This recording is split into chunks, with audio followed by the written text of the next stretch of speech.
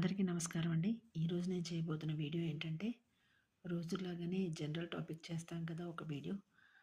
అదే ఈరోజు నేను తీసుకున్న టాపిక్ స్వార్థం గురించి తీసుకున్నానండి. స్వార్థం.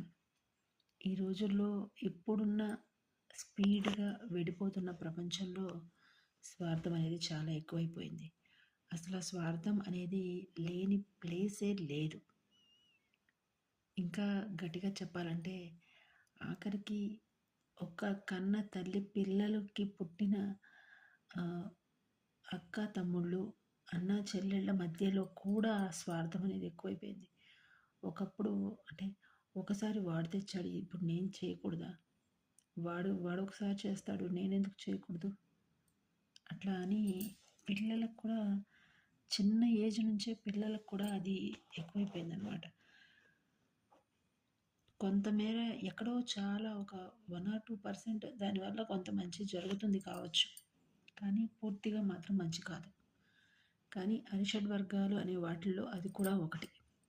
కాబట్టి దాన్ని కొంత దూరంగా పెడితేనే మనము దేవుడికి దగ్గరగా వెళ్ళగలమేమో. కానీ ఈ రోజుల్లో మరీ ఎంత స్వార్థం పెరిగిపోయిందంటే, మనవాళ్ళు అనుకున్న వాళ్ళు కూడా హ్మ్. స్వార్థాన్ని చూపిస్తున్నారు.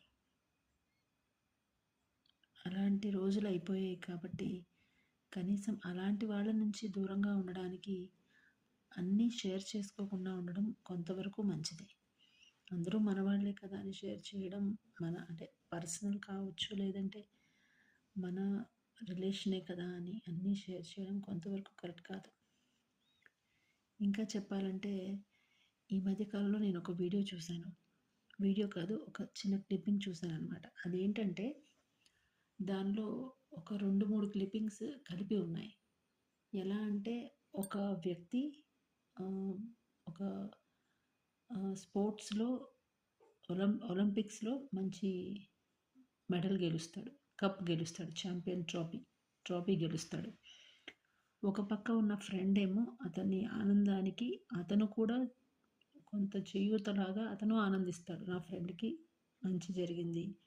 సో, అతని ఆనందం నా ఆనందం అని. ఇంకొక అతను ఉంటాడు. అతని ఫ్రెండ్ ఇంకో ఫ్రెండ్. అరే! వీడికి ట్రోఫీ వచ్చిందే. రాకుండా ఉండాల్సింది అనేలాంటి ఫీల్‌ని అతని ఫేస్‌లో చూపిస్తాడు. దాని కిందున్న క్యాప్షన్ ఏంటంటే ఆహ్, పక్క వాళ్ళ సంతోషాన్ని చూసి మనం కూడా సంతోషించినప్పుడు మనకి రావలసిన గెలుపు మన వైపొస్తుంది. మన వైపు